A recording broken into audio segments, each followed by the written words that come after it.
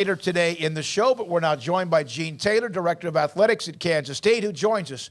Again, we've had him on before. Gene, thank you for your time with Paul Craig, and I'm David Smoak. Thanks for your time. When you see where the Big 12 is now, compared to where it was in July of 2021, how would you describe everything? Well, it's good to be on again. It's always good to get on with you guys. Thank you. There was, it was panic a year ago, and some of us, to be honest with you, well, over a year ago in July when we heard the news about Texas and Oklahoma. But right now it's a totally different feeling. It's confidence. It's a lot of people very comfortable with where we are as a conference and where we're heading.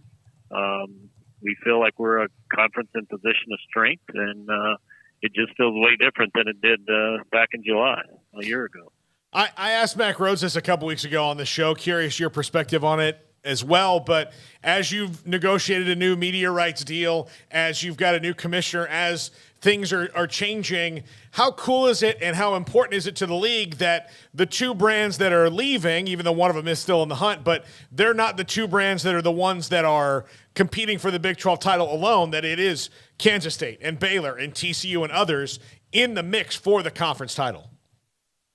Well, yeah, no, it is. I mean, obviously last year Baylor and Oklahoma State played in the Big 12 championship, and it's, obviously from a basketball perspective, we know how good this league has been without those two brands, and it just continues, and it is good, and it's good for the league, and I think that's one of the reasons that Brett was able to move forward with our TV partners, because I think they saw the strength and the interest and the balance of it. And so it's a good thing. And I think the more schools we have fighting, which I hope you don't do, is beat each other up and nobody can get in the playoffs. But I think it says the strength of the conference, and I think our TV partners recognize that. No question at all.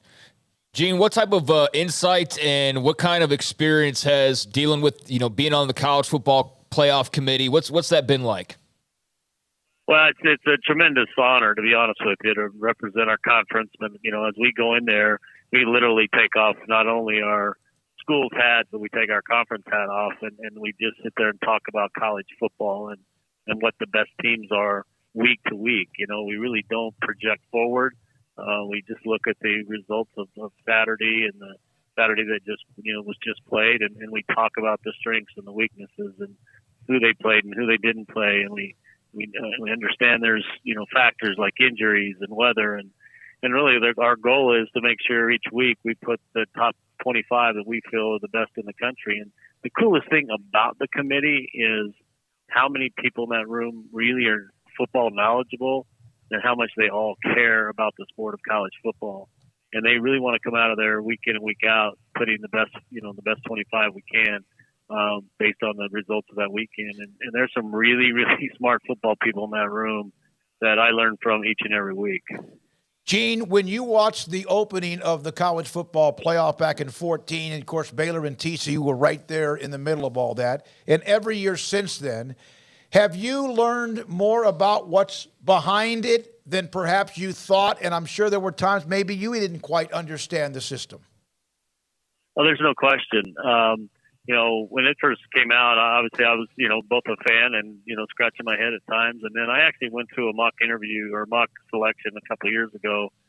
And that gives you just a little bit of a taste of what it's like. But when you're in the room week in and week out, and you understand, you have the conversation, you hear the conversation, I walk out of there feeling pretty good. Now, I know sometimes we always get questions and everybody, why do you do this and why do you do that? But I know the conversations we have in the room about each team and why we feel, and we will look at them, we'll put them up there, and we'll look at them again, and we'll re-talk about them. I mean, it's pretty in-depth, and we take great pride in making sure that at the end of the year we have what everybody feels is the four best teams to play for a championship. And, somebody's always going to question it, but I think if you really knew how much people cared in that room and watched them work, I think you'd get a better sense of that, hey, that we really do care about making sure we got the right teams in there. Will the job get harder or easier when it's a 12-team playoff? That's a great question. the thing that we have to think about is at the end of each week, obviously we have 1 through 12, and then obviously we actually have 1 through 25. But at the end of the year, the top 12 teams are the teams that will be placed in the New Year's Six Bowls. And so those are really important, particularly that last weekend and where those top 12 teams get placed.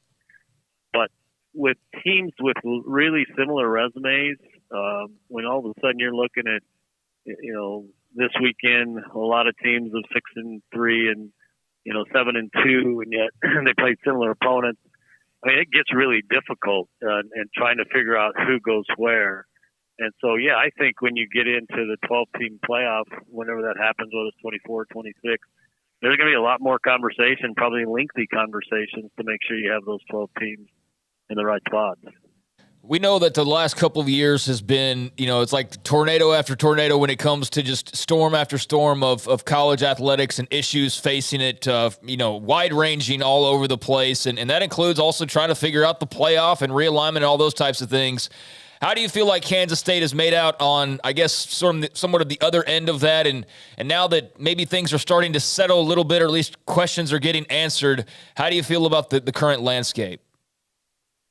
Well, I don't think you can ever just sit back and just say, okay, we're in a great shape. I think you have to be, aggressive and have to be on top of what's going on and keeping your, ear to the ground. And, but I think our fans have come out and they're trying to understand name, image, and likeness and the importance of it and doing it the right way.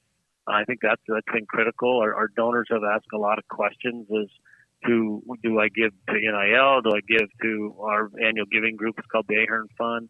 Where do I give my money and how do I do it? And so they've asked a lot of good questions because they really want to help and they really want to make sure that we're in a position to make sure we still get athletes that come in here to K-State and still put ourselves in a position to win championships. But, you can't sit there and rest on your laurels.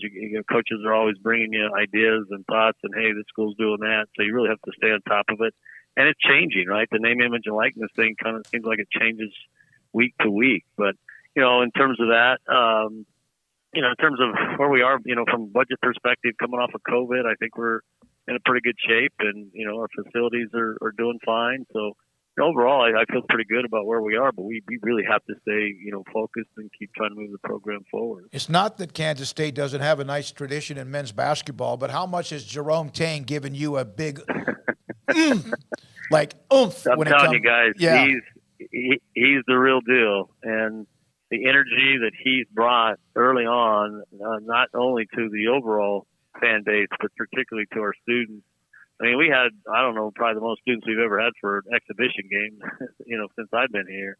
And he comes in and you got 2 scholarship players and he goes out and full, puts together a full roster. And the guys we're very fortunate to have him. And obviously Scott Drew knew that, and you guys know that at Baylor, what the impact he had there, and we're fortunate to have him, and I'm sure he's going to have a lot of success here. There's no question. I texted him the other night and congratulated him on his first win. He corrected me and said, well, it's my first win at Kansas State as head coach. I guess he got a few as a interim coach or something there at Baylor. So but it was fun to be able to send that text to him because I didn't see it because I was at the CFP meeting. If you ever having like a bad morning, you were just calling just to get a little pick me up? That's a great question. I haven't had to do that yet, but I'm going to keep that in the back of my mind if I'm having a rough one. I'm just calling Jerome and say, Jerome, I'm having a rough day, and let him correct it for me. That's funny. Gene, had you ever stayed at the Gaylord until you started on the committee? Not at this one. I've stayed at the Gaylord in Washington, D.C., and then I stayed at the one in Nashville, but I've not stayed at the one there in Dallas. So I think sometimes it's easy to criticize or get questions about what we see, and there's fan bases and emotions and all that. But when you go to the meetings, can you get us kind of like in a quick summary at the itinerary, the timeline of when you get there and when you leave? Yeah, I mean, obviously most of us come in on Sunday. And a lot of us just really kind of are on our own. Some of us get together and have a little dinner. But then we kind of go to our rooms and watch games. And then put together what our top, we put in a list of the top 30 programs, not in order, just whatever, the top 30 we feel. And that's on Monday. Usually we start around about noon, 1 o'clock. We sit around and talk, and then we each have a conference that we work with or we kind of watch. So I have the ACC with another AD, and then I'm back up on another conference, and we'll get to say, hey, what did you see this week? Where do you think they are as a conference? Who should be, do you think, in the top 25? We do that, and then we start meeting. About usually 1 o'clock on Monday, we go till about 6. We have dinner, come back until about 8 or 9, and keep going through it. And then we, sit around, watch Monday Night Football, head to bed, kind of relook at our list and where we think everything is, and then we'll come back Tuesday morning, and we'll call, look at it again, and we'll talk about things that we're uncomfortable with, and then we'll finalize and say, okay, is this it? And everybody says, yep. And then we leave, and the chairman gets up and meets with ESPN and introduces the top 25, and then talks about the conversation that went on in the room those, couple of days about why we did what we did. How much are those breaks important for all of you that you have to, can you shut your brain off of what you were thinking about, or that what you try to do during that time? Because you can really get in the weeds in discussions like this. Yeah, no, you do. I mean, obviously you take a break, you check your email, and if you make some phone calls, obviously we all have jobs that are still going on. Fortunately, we have great staff. Not everybody's an AD. We've got folks, a CEO of a company, and we've got some other folks in the room that have businesses. So everybody kind of takes a break, and then eventually, sometimes we just sit around and talk about either the general world that's existing out there, or we'll talk about college athletics. Mainly, that's usually the topic is college athletics, and sometimes we just want to just have conversations because we all are facing a little bit of the same thing, because most of them of the committee are ADs. So yeah, you kind of try to get away from it and take a breath, but when you get in the room, you're uber focused on the task at hand. I know that that was a tough loss to take last weekend against Texas, but this weekend for the Big 12, I mean, you talk about a couple of marquee games and almost like semifinal elimination style games for championship spots. What's kind of the feeling as your Wildcats get ready to head to Waco for a big game? Well, I think, that's what Coach Kleiman has stressed with, in the locker room post-game, either after wins or, unfortunately, like after the loss last week, or it's really you just have to learn from it and then focus on the next team that we're facing. And obviously Baylor's a really good football team, and you can't really think about, he tells the team, and I agree with him, I'm not sure that they all know where we are, right? But how important it is to go out and be prepared for that next team and not worry about, two teams down the road or what happened, on Saturday. And I think with this league, and we all know this conference, week to week, you better be ready to play, because there are really good football players and really good coaches in this conference. And if you're not ready to play the team ahead of you, you're going to get beat. And there is no easy road to the Big 12 to get to the championship, and we all know that. But there's some big games, and I think in a kind of a different vein, as we expand to 12, not only is it going to have more teams are going to have interest in the conference games, but the fans are going to have interest in the national landscape, because right now, as we get towards the end of the CFP, we'll be talking, how many teams, 5, 6 teams? If you're in the 12-team playoff, you're going to be talking 15, 16, 17 teams that have a chance to make the playoff, maybe more, and I think that's what's cool about expanding to 12. Gene, obviously there is a lot on the plate, and what you see with what the Big 12 has done with Brett Yormark since taking over for Bob Bowlesby. When did you first hear of him, and what did you know of him at the time, and what have you learned about him since? Well, I obviously, certainly Bob was tremendous for this conference, and what he did to put us in a position where we are today was phenomenal with getting those 4 teams. But my president called me during the interview process and said, Gene, we've narrowed it down to 3 candidates. And I only knew one name of the 3, and Brett's wasn't one of them. And so I quickly Googled him and read his, bio, and I was like, wow, it's pretty impressive. Some of the things he's done obviously wasn't in college athletics. And then then he gets the job and we meet him and we have a couple of early calls, and then ultimately he came on campus. And each time I talk to him and some of the things he puts in front of us as ADs and some of the ideas and what he's already accomplished, he just gets more and more impressive. And he looks at it from a very different lens than a lot of us are used to. And that's probably not a bad thing. We're kind of traditional college ADs, college athletic ADs that came and looked at things for a certain way. And I think he brings some freshness to us, some new ideas, some new ways to looking at things, and challenges us to do things differently. We don't always agree with him. And what I really like about him is he'll throw an idea out, and it's not like, hey, I'm doing this to heck with you guys. If we push back on it, he'll listen. And that's what I like. He knows what he doesn't know about college athletics, but he keeps pushing us to kind of look at things differently, and that's not a bad thing. I know you're tight with Mac Rhodes. We have Jamie Pollard on Monday. We've had Brett Yormark, and thank you. Again, you've been on with us a couple of different times. Can you safely say that since all hell broke loose back in the summer of 2021, that right now the 8 remaining ADs, with all due respect to Texas and Oklahoma, and the incoming 4 are a tightly woven, tight-knit group? I believe we are. I mean, I believe we, feel that we got through this together in some pretty rough waters back in July over a year ago.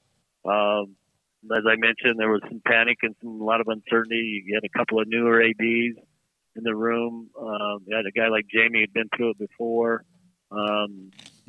Mac is as steady as they come. So I think, we feel that, hey, we went through some rough waters together. We need to stick together and make this conference stronger. And when we talk about conference issues, it's not necessarily about what's best for a K-State or a Baylor. Obviously, we want that to be the best, but we want what's best for this conference. And you can just feel that when we have conversations in the room. Thank you so much, Gene. I know you got a lot more important things than our radio show to be a part of every day, and thank you for being a part of it a couple of different times, and hope to get you again soon. Thank you so much. I appreciate it, and thanks for having me on, and you guys are awesome, and hopefully we can be on again in the future. Appreciate I'll that. tell Jerome hello, and if I'm having a bad day, I'm calling him.